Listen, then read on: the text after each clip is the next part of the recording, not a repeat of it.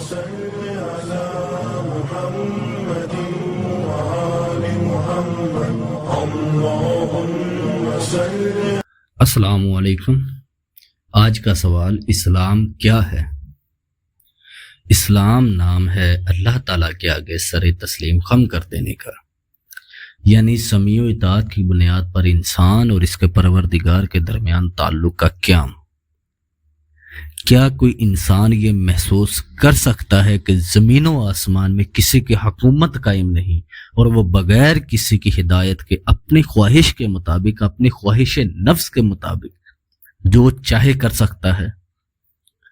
ایک انسان کے دوسرے انسان کے ساتھ تعلق میں تو اس طرح کا احساس قابل قبول ہو سکتا ہے، لیکن انسان اور اس کے پروردگار کے درمیان جس نے اپنی قدرت سے پیدا کیا، اپنی نعمت سے پروان چڑھایا اور اس کے لیے ایک سیدھا راستہ تیار کر کے اس پر چلنے کی ہدایت دی، اس طرح کی گنجائش نہیں ہو سکتی۔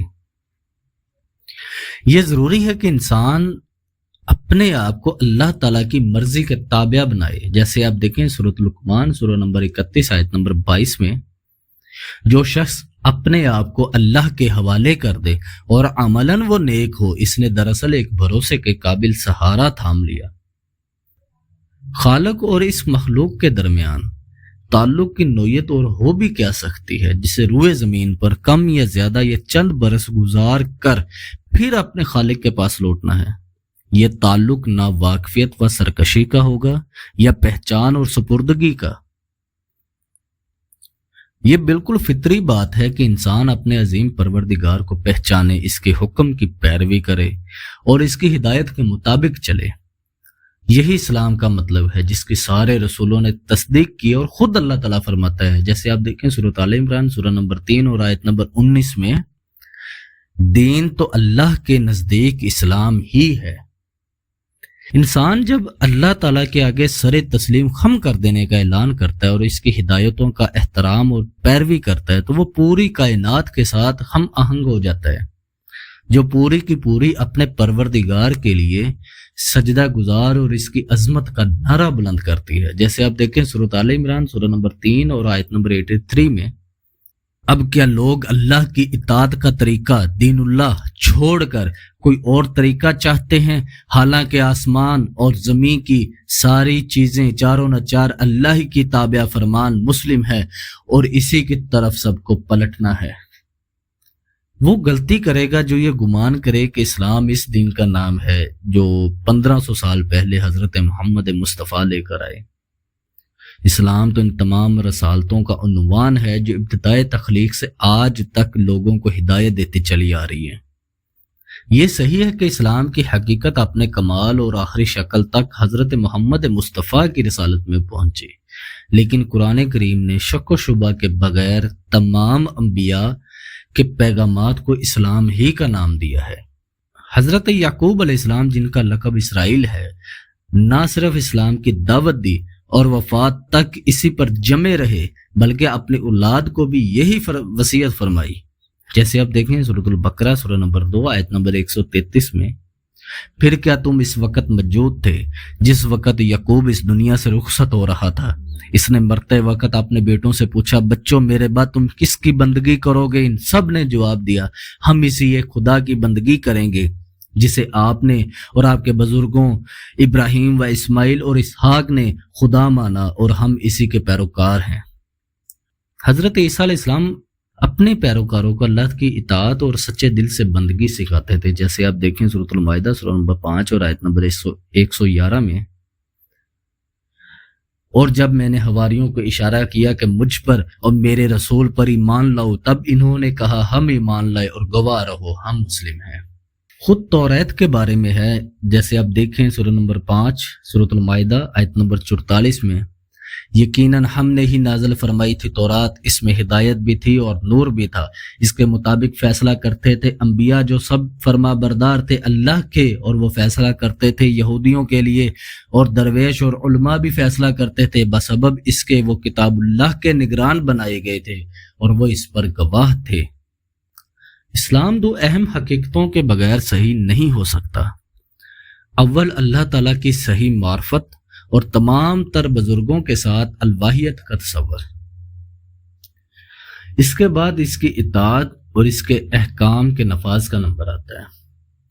قرآن کریم میں اللہ تعالیٰ کی پاکی، اس کی تعریف، اس کے اچھے ناموں اور بلند صفات اور عظمت کے نشانات کو جس بھرپور انداز میں اجاگر کیا گیا ہے، اس کی مثال کسی قدیمی کتاب یا آسمانی و زمینی کلام میں نہیں ملتی۔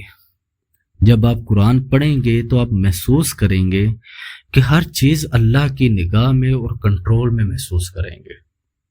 جیسے آپ دیکھیں سورۃ القاف سورہ نمبر 18 اور آیت نمبر 26 میں، آسمانوں اور زمین کی سب پوشیدہ احوال اسی کو معلوم ہے، کیا خوب ہے وہ دیکھنے والا اور سننے والا زمین و آسمان کی مخلوقات کا، کوئی خبرگیر اس کے سوا نہیں، اور وہ اپنی حکومت میں کسی کو شریک نہیں کرتا۔ جس نے ہر چیز کو پیدا کیا ہو، ہر معاملات کی تدبیر کر رہا ہو، سماعت و بصارت جس کے اختیار میں ہو، رات اور دن کو عدلتا بدلتا ہو، ہوائیں چلاتا ہو، بھٹکے ہوئوں کو تاریکیوں سے نکال کر روشنیوں میں لاتا ہو، انسان کیوں کر اپنے آپ کو اس کے سپرد نہ کرے؟ جو بھی اللہ تعالیٰ کی طرف کوئی بیٹا منسوب کرے یا اسے اس کے بندوں سے مشابہ قرار دے، اس پر قرآن کریم میں شدید غصے کا اظہار کیا گیا ہے۔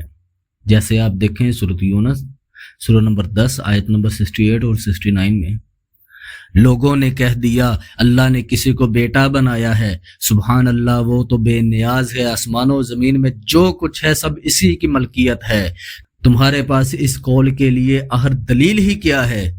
کیا تم اللہ کے متعلق وہ باتیں کہتے ہو جو تمہارے علم میں نہیں؟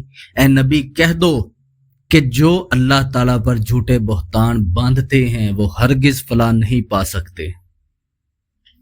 اللہ تعالیٰ کی صحیح پہچان کی حقیقت کے بعد دوسری حقیقت آتی ہے، یعنی اللہ تعالیٰ کی مکمل اطاعت اور پیروی۔ اللہ تعالیٰ کے آگے خود سپردگی اور جھکنا، اور دوسری طرف اس سے سرکشی اور نافرمانی کرنا ایک ساتھ جمع نہیں ہو سکتے۔ لیکن کیا اس کا مطلب یہ ہے کہ انسان کسی گناہ میں پڑ ہی نہیں سکتا؟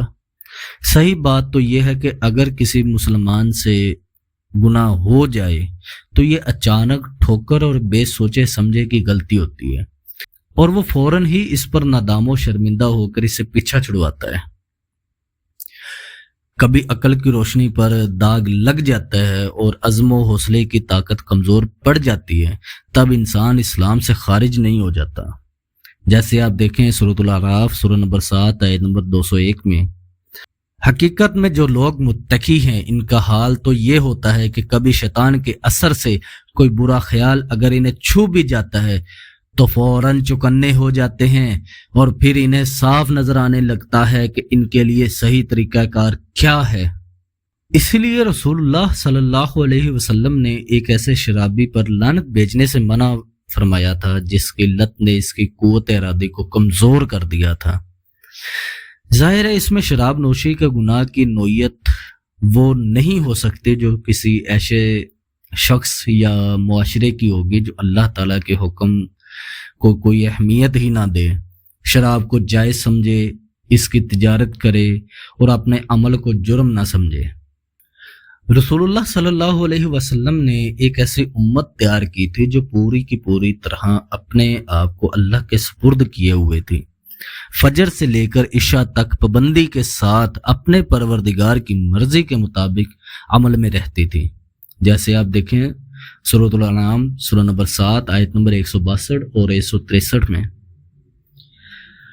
کہو میری نماز، میرے تمام مراسم عبودیت، میرا جینا، میرا مرنا، سب کچھ اللہ رب العالمین کے لیے ہے جس کا کوئی شریک نہیں، اسی کا مجھے حکم دیا گیا ہے، اور سب سے پہلے سر اطاعت جھکانے والا میں ہوں۔ یہ امت اسی طرح اللہ کے رسول صلی اللہ علیہ وسلم کی ہدایت کو حرز جاں بنائے ہوئے تھی۔ جیسے آپ دیکھیں سورۃ النساء سورہ نمبر 4 آیت نمبر 65 میں، اے محمد تمہارے رب کی قسم، یہ کبھی مومن نہیں ہو سکتے جب تک اپنے باہمی اختلافات میں تم کو فیصلہ کرنے والا نہ مان لیں، پھر جو کچھ تم فیصلہ کرو اس پر اپنے دلوں میں بھی کوئی تنگی محسوس نہ کریں بلکہ سر بسر تسلیم کریں، یعنی پوری طرح تسلیم کریں۔